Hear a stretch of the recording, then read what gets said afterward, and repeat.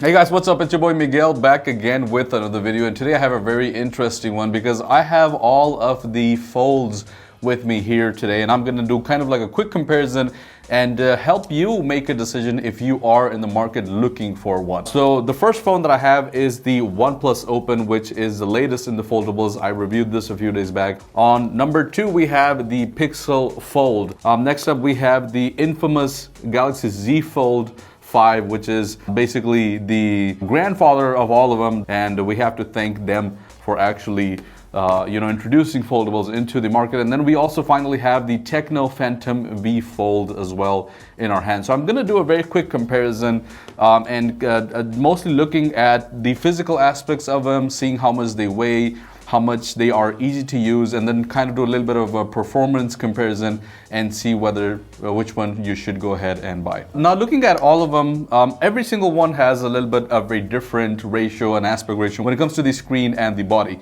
So first of all, I have to say that the OnePlus Open is probably the only one that actually feels like a real phone. If we look at the rest of them, they're a little bit too narrow. This one looks the most natural one, and it's also very natural to feel in the hands, apart from obviously being a little bit thick, but it's not really too thick than a regular cell phone. It's also fairly light, and I have a weight scale here with which I'm going to use to kind of compare the weights of them. If we look at the second one, which is the Google Pixel, this is probably the most hated fold out there. I really didn't understand the aspect of it because of the shape of it. I mean, it is a little bit easier to use because it's narrower and it doesn't have that tall aspect ratio. This is probably the only phone that, or the shortest phone amongst the lineup and amongst all of the foldables that are out there.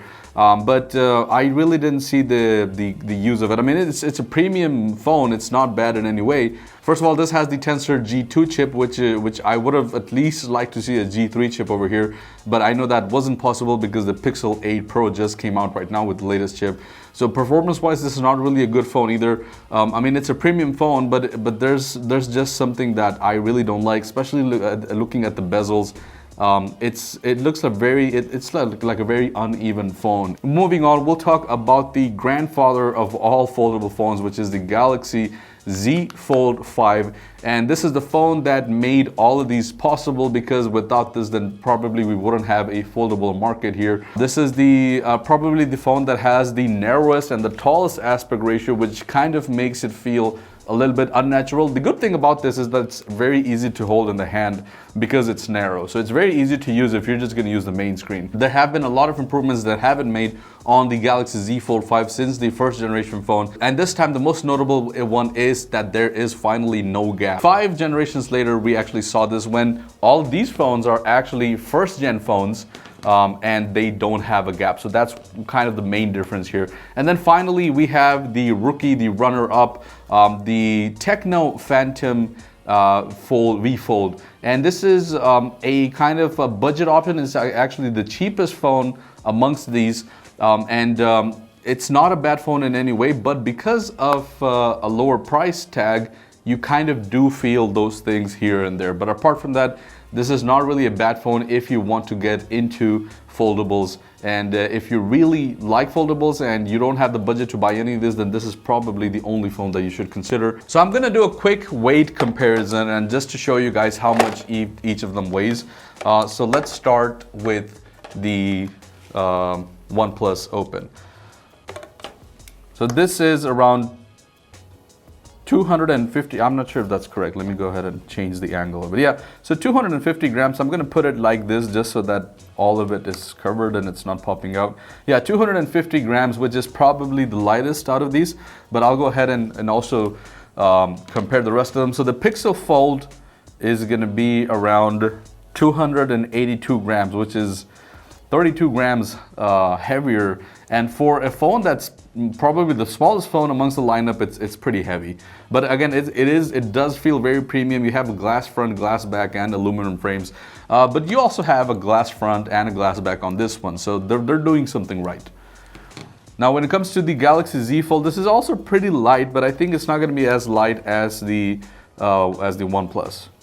Yeah, so it's a little bit heavier. So this is a 254 grams, so just around 4 grams heavier, and it's actually surprising because you look at the camera bump on the back for this one. So you would kind of think that this is probably the heaviest phone, but it's actually not. Finally, the Tecno Phantom V, and I think this is also going to be a pretty heavy phone because it's also a very thick phone. So let's go ahead and weigh it. Yeah, so this is actually the heaviest phone, actually at around 300 grams. I mean, just shy of 300 grams, 298 grams. Now I'm going to go ahead and do a quick comparison when it comes to the hinges. I'm going to see if all of them stay up in different positions. So this one kind of does. It kind of does, but it kind of doesn't. Like you can see, I don't know if you can see this on camera, but you can see that it kind of comes back. So it's not really solid. It's very easy to for me to move it, and that's what I don't like. Do we have the flop? Let's do a flop test. So yeah, we do have that flop. There we go. And this is actually kind of difficult to, you see, it's actually very difficult to open. It's kind of like when you try to open up those laptops and the whole thing just lifts. It's a very similar, so it's a very grippy fold. I don't know if that's a good thing or a bad thing. The Samsung. So this one also pretty much opens up in any position that you want, and the hinge is also pretty solid on this one. Let's do a flop test. Not that good. It's a little bit easier to open though. Yeah, I don't really have that flop on this one, but it's still a very satisfying phone. And I mean, I know how much people hate on this. I also have hated a lot on this, but I really like the narrow aspect ratio because it's just so much easier to hold in the hands. Although it may not be that useful, especially when using the main screen. Now let's go ahead and open up the Pixel. So standing up, yeah, this one also pretty much stands up on all of the angles, but you can see that it starts to fall down and go the other way as soon as we go a little bit over the halfway point. But let's do a flop test here. Yeah, kind of. Okay, that's okay. And then finally, the OnePlus Open, which is probably my favorite foldable phone. So this one pretty much opens up also in every angle, and it has a pretty solid, but it's also falling backwards. So, but I guess that's, I mean, I think every phone was gonna do that. Let's go ahead and do a flop test. Yeah, that's kind of satisfying. Now let's go ahead and look at the crease. We're gonna try and see which one has the most prominent crease. So I'm gonna go ahead and turn off the screens. So compared to the OnePlus, now OnePlus is probably the phone that has the least amount of crease. As you can see over here, I have both of them showing up in the light, and you can see that the Galaxy Z Fold 5 actually has the most crease. The OnePlus Open, I mean, it barely shows any crease, and that's actually impressive. So I'm happy to see that, you know, technology is kind of going there, where one day we'll have phones that really have no crease at all. So I'm not saying it doesn't have any crease, this one, but it's actually the least prominent one. And I'm going to compare all of them to this one so that you guys have a little bit of an idea. Let's go ahead and look at the Pixel, which probably has also a very, very noticeable crease. And again, looking at the OnePlus Open, you can see that it's not really that much prominent, but on the Pixel, it's very prominent. Now finally, the Tecno Phantom. Tecno Phantom has also done a pretty good job, considering that this is also probably the cheapest phone foldable currently in our hands. Now, if we go ahead and look at the displays for all of them, we will begin with the OnePlus, which has a foldable 7.82-inch AMOLED display, both on the cover screen and on the fold screen. And this is actually an LTPO display. This is probably the best display amongst the four of them. This one has LTPO display technology, which means that this will go down to 1 Hz. All of them actually will support 120. Looking at the Samsung display over here, we have a foldable, again, AMOLED 2x 120 Hz. This has a 7.6-inch display, and then on the inner side we have a 6.2-inch display. OnePlus actually has a 6.3-inch display on the front. Again, I'm gonna kind of show you guys because these two are very similar, but the main difference that you will see is that the bezels are a little bit better on this one, and the Samsung obviously then has the kind of taller aspect ratio, so it's not really a very practical phone when it comes to using the screen. Yes, when holding it, this is probably the most comfortable one, but in terms of which one feels more natural, that's actually the OnePlus Open. For the Tecno Phantom, we have a foldable LTPO. Actually, this one also has an LTPO display, but I think this goes down to only 10 hertz as compared to the OnePlus 1 hertz. But this is also an LTPO 120 hertz AMOLED display. This is a 7.85 inch display as well. And the colors are also pretty accurate on this one. This actually has a very impressive screen for the price that it comes with. The outside display is actually a 6.42 inch display, and this is also a little bit, I would say, more practical as compared to the Samsung. This is actually the biggest phone over here, the tallest phone, but it's also a little bit wider if you compare it to the Samsung. So again, this is also a little bit more practical to use, even though this is the heaviest one, which is kind of uncomfortable, and it's also the thickest, which kind of makes it a little bit difficult to use. But nevertheless, the display on this one is also very good.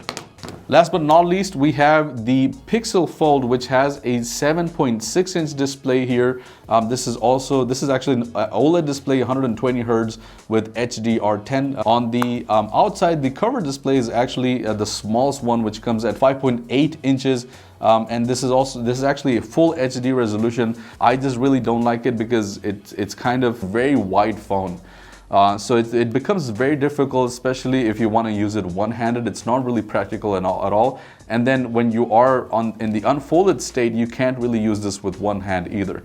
So this kind of becomes a little bit unpractical. Now, if we go ahead and talk about the performance of these, all of them are really good performers, except for the Google Pixel, because this comes with the Tensor G2 chip, and the Tensor G2 chip is not really a performance-based chip. It's more AI based, which is something that I talked about in my Google Pixel 8 reviews. But when it comes to the numbers, if we talk about Antutu for all of them, when we did an Antutu benchmark test, this gave us 1.32 million points.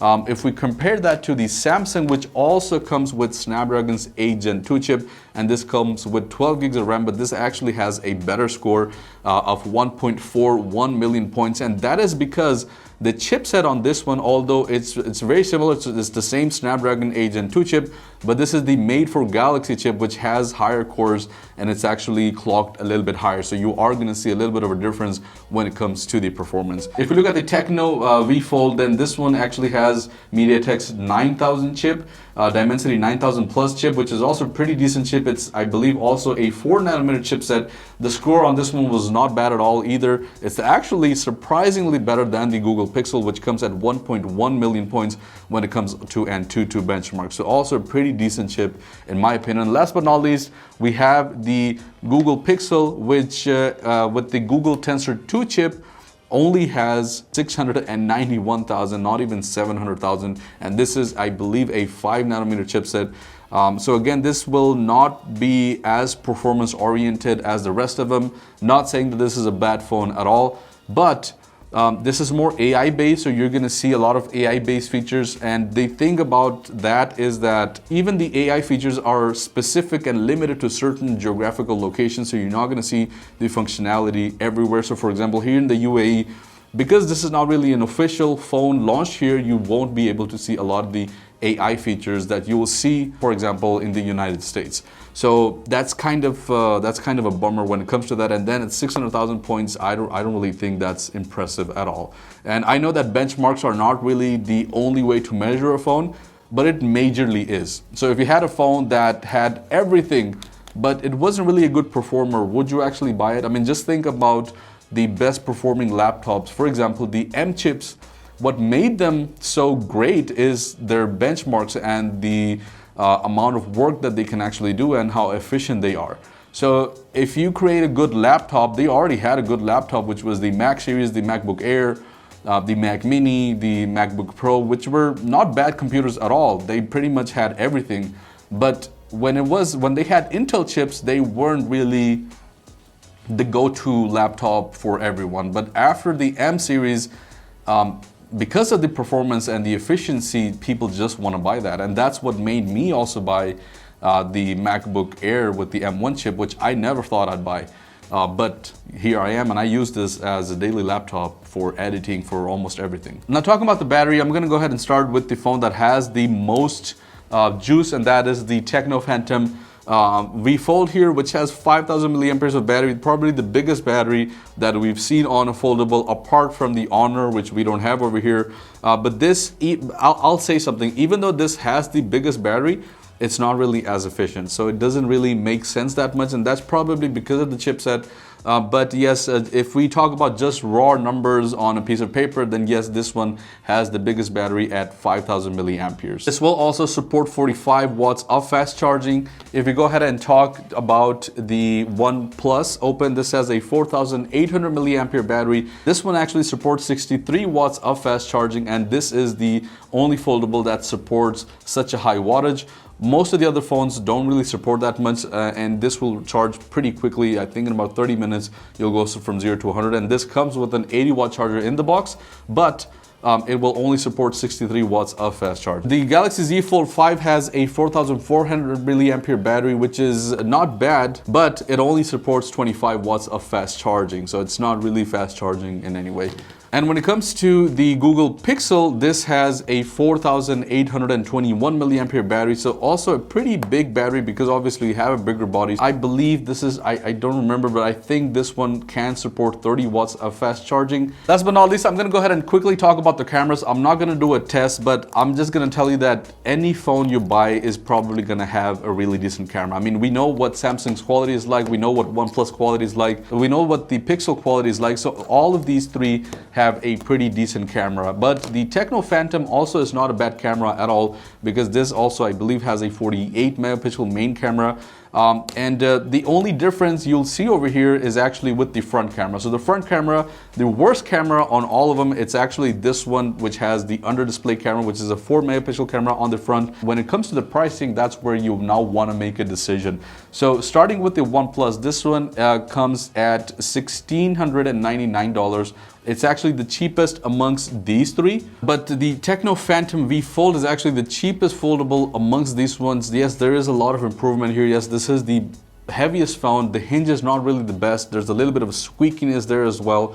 But for a foldable, for a first gen, this is not actually a bad phone at all. And if you are looking to get into the foldable market, I would go ahead and recommend this one. This one costs around 2,000 dirhams. When it comes to the Galaxy Z Fold 5, this one costs about $1,800. These two are actually the same price. So this is $1,799 for both of them. If I had the option to buy any one of them, I would actually go for the Samsung. If I had to make a choice out of all of these, I would probably go for the OnePlus. On number 2, it would be the Galaxy Z Fold 5. Number 3, the Pixel. And then last, the Phantom V. And the reason why I'm not going for the Phantom V, even though it's the cheapest, is because of the quality. There are some things here and there when it comes to that.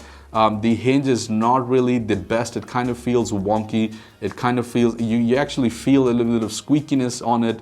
So that kind of really is a big turn off for me. It's a deal breaker. But yeah, guys, I'm sorry for the very long review. I'm gonna try and edit this and kind of, make it as quick as possible. But let me know what you think about this. Which one would you go ahead and buy out of these 4 devices? Thank you so much for watching, and I'll see you guys in the next one. Peace out.